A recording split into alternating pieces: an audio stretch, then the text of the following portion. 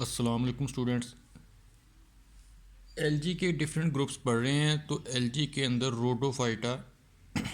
Rhodophyta के अंदर genus आती है बेट्रैकोस्पर्म।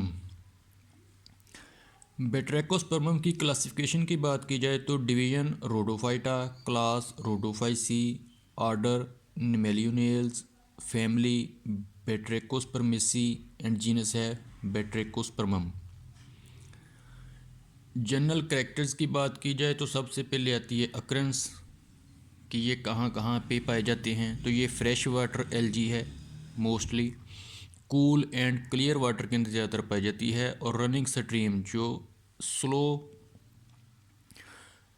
स्पीड के साथ चल रहा है पानी उसके अंदर भी ये पाए जाते हैं।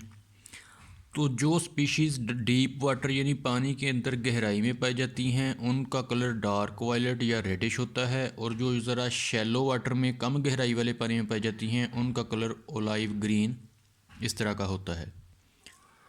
प्लांट बॉडी की बात की जाए तो main axis of plant consist of nodes and internodes कि बॉडी जो है वो ब्रांच दर ब्रांच पर मुश्तमिल होती है, और जो सेंट्रल एक्सिस है वो नोड्स और इंटरनोड्स रखता है। जो सेंट्रल एक्सिस होता है वो सिलेंड्रिकल होता है, फिलामेंटस होता है, कॉर्टिकेटेड होता है।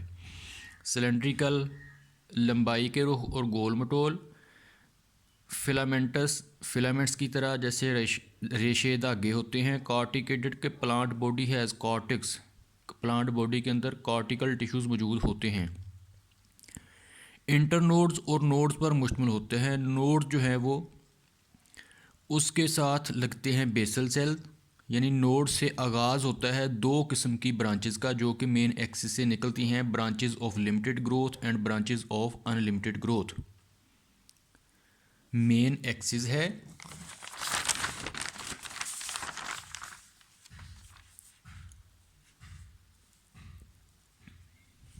ये है मेन एक्सिस जो कि सिलेंड्रिकल है, जिसके ऊपर ये एक लाइन से दूसरी लाइन तक का फासला इंटरनोड, और ये जो लाइनें हैं ये नोड्स को रिप्रेजेंट करती हैं। ये कॉर्टिकेटेड होता है कि यहाँ पे कॉर्टेक्स भी मौजूद होती है इनर साइड पे, और ये जो नोड्स के ऊपर ये आती हैं एक बेसल सेल जहाँ से आगाज़ होता है। बेसल सेल से फिर ब्रांचेस का आगाज़ होता है। ये जो ब्रांचेस हैं ये हैं branches of limited growth. Branches of limited growth जो हैं वो एक्सिस के गिर्द एक घेरे की शक्ल में, हुर्ल की शक्ल में होती हैं, और एक तो इसलिए ये ब्रांचेस जो हैं वो गुच्छे की तरह लगती हैं, नज़र आती हैं यानी गुच्छे की तरह। तो उस एक गुच्छे को, group of limited growth branches को ग्लोमेरुल्स कहा जाता है। और इसी के साथ से यही बेसल सेल से ही चंद सेल जो हैं वो डिवाइड होते रहते हैं, उनको ब्रांच ऑफ अनलिमिटेड ग्रोथ कहा जाता है, क्योंकि इस ब्रांच की ग्रोथ जो है वो अनस्टॉपेबल होती है। थ्रू आउट दी लाइफ ये ब्रांच जो है वो ग्रो करती रहती है, तो इसलिए इसको ब्रांच ऑफ अनलिमिटेड ग्रोथ कहा जाता है। तो ये कई होती हैं, मैंने सिर्फ यहाँ अभी एक बनाई है। तो ये है मेन प्लांट बॉडी बेट्रैकोस्पर्मम की, जिसमें ये सेंट्रल एक्सिस है। एक्सिस नोड्स एंड इंटरनोड्स पर मुश्तमिल है, और वहाँ से नोड से फिर ब्रांचेस का आगाज़ होता है। ब्रांचेस के एक ग्रुप को ग्लोमेरुल्स कहा जाता है। अगर एक सिंगल सेल लिया जाए और उसके स्ट्रक्चर को देखा जाए कि स्ट्रक्चर कैसा है, तो यूनिन्यूक्लिएटेड होता है। सेल वाल जो है वो दो हिस्सों पर मुश्तमिल होती है, outer layer and inner layer. ये सेल वाल है। आउटर लेयर जो है वो पैक्टिक सब्सटेंसेस से, और इनर लेयर जो है वो सेलुलोज से मिलकर बनी हुई होती है। सेंटर में एक बड़ा वाज़ेह न्यूक्लियस मौजूद है, उसके इर्द गिर्द साइटोप्लाज्म मौजूद है। ये इरेगुलर शेप जो स्ट्रक्चर्स हैं ये हैं क्रोमेटोफोर्स। क्रोमेटोफोर्स क्या होते हैं? Pigment containing structures. और इसके अंदर पायरिनाइड्स पाए जाते हैं। पायरिनाइड क्या करता है? स्टार्च मोस्टली ये होता है कि प्रोटीन और उसके इर्द गिर्द स्टार्च के ग्रेन्स होते हैं, लेकिन ये हर स्पीशीज़ के अंदर इसकी साख्त जो है वो मुख्तलिफ हो सकती है, कंपोजिशन मुख्तलिफ हो सकती है। तो इसके अंदर जो स्टार्च की जो टाइप पाई जाती है उसे फ्लोराइडन स्टार्च कहा जाता है। तो बेट्रैकोस्पर्मम के सेल के अंदर जो पायरिनाइड पाया जाता है उसके अंदर जो स्टार्च है उसको फ्लोराइडन स्टार्च कहा जाता है।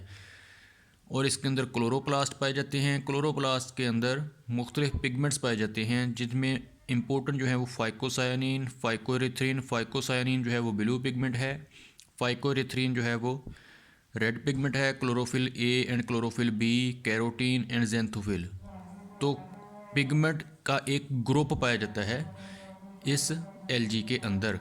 और फिर एक सेल जो है वो दूसरे सेल्स के साथ अपनी चीज़ों का तबादला कैसे करता है, तो उसके लिए सेंटर में पिट्स मौजूद होते हैं। पिट्स के अंदर फिर प्लाज्मोडेस्मेटा होते हैं। प्लाज्मोडेस्मेटा क्या हैं? साइटोप्लाज्मिक कनेक्शन होते हैं जो कि दो नेबरिंग सेल्स के दरमियान तबादलों के लिए, चीज़ों की लेन देन के लिए मौजूद होते हैं। तो ये थी जनरल प्लांट बॉडी ऑफ बैट्रेकोस्पर्मम, और ये है एक सेल का स्ट्रक्चर कि वो सेल कैसा होता है।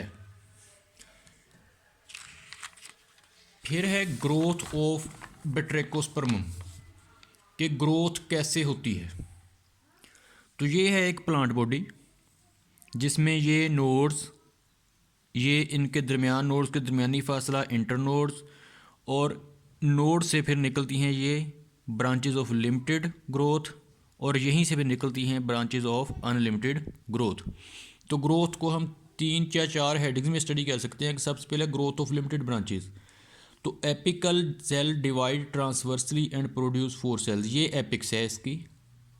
अगर हम उस एपिक्स को अलहदा कर लें, ये एपिकल सेल है, तो वो डिवाइड करता है और 4 न्यू सेल्स बना देता है, 1 2 3 4। ये कहाँ पे काम हो रहा होता है? नोड्स के ऊपर काम हो रहा होता है। ये जो सेल्स हैं, इन सेल्स को फर्दर डिवाइड होते हैं तो ये उनकी साइडों से सेल निकलते हैं। ये ट्रांसवर्सली पहले डिवीजन हुई, उसके बाद डायगोनल डिवीजन होती है, तो इसके साइडों से भी सेल डिवाइड होना शुरू हो जाते हैं। ये इस तरह की यहाँ पे हो रहा है काम ये नोड्स की, क्योंकि जब ये बढ़ रहा तो यहाँ पे ये एपिक्स है, तो एपिक्स पे ही नोड बनेगी और नोड से शाखों का आगाज़ हो जाएगा और फिर एपिक्स ऊपर को बढ़ती जाएगी। तो ये जो साइडों को सेल निकलेंगे यही होते हैं initials of limited branches. Apical cell, ये एपिकल सेल पहले इधर थे, फिर उधर चले गए, फिर इधर, फिर इधर। जैसे जैसे ग्रोथ इसकी बढ़ती गई, स्टेम का साइज़ इंक्रीज़ होता गया। तो इसी तरह ये एपिकल सेल जो है वो पहले ट्रांसवर्सली डिवाइड हुआ, फिर वो डायगोनली डिवाइड होके मुख्तलिफ साइडों को जो सेल बने, वो जो साइडों को सेल बनेंगे वो इनिशियल्स ऑफ लिमिटेड ब्रांचेस होंगे। उससे फिर आगे आगाज़ होगा, वो डिवाइड हो के ये ब्रांचेस बना देंगे, ब्रांचेस ऑफ लिमिटेड ग्रोथ जो कहलाती हैं।